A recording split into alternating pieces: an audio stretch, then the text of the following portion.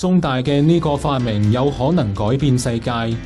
各位觀眾，大家好啊！我係泡泡，又到咗網絡補血站嘅時間啦。好多老人家，甚至係年紀唔大嘅朋友，都有機會患上中風。一旦腦血管阻塞，就會導致腦部供血不足，輕則口齒不清、手腳無力，重則癱瘓甚至死亡，真係非常可怕。中大研發嘅磁控納米機械人治療中風技術，有可能將會係全新治療缺血性中風嘅方法。今集泡泡就化身科學偵探，同大家深入探討呢個技術背後嘅原理同挑戰。首先，研發團隊研製出嘅納米機械人就好似一艘微型潛艇，結構非常精巧，由磁性核心、介孔二氧化鈉外殼同埋塗層3個部分組成。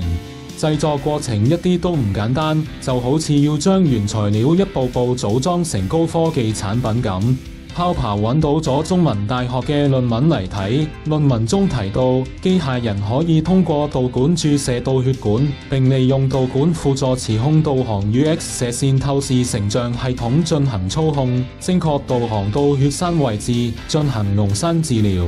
喺實驗中，研究人員分別利用模擬血管、人體胎盤同兔仔嘅頸動脈進行測試，結果發現機械人能夠喺20至30分鐘內有效溶解血栓、恢復血流，而且溶栓速度比傳統藥物溶栓快5至20倍。仲有一個好處就係，治療完成後，研究人員可以利用磁場將機械人回收，減少體內殘留，降低副作用風險。本地科學家真係值得我哋去多多支持。而講到納米機械人，泡泡知道其實國際上好多頂尖嘅科研機構都有進行相關研究。好似美國加州大學聖地亞哥分校嘅研究團隊就開發咗一種微型機械人，可以用嚟清除血液中嘅細菌同埋毒素。佢哋嘅設計靈感嚟自人體自身的免疫細胞，利用納米機械人表面嘅特殊塗層，可以捕捉並清除血液中嘅有害物質。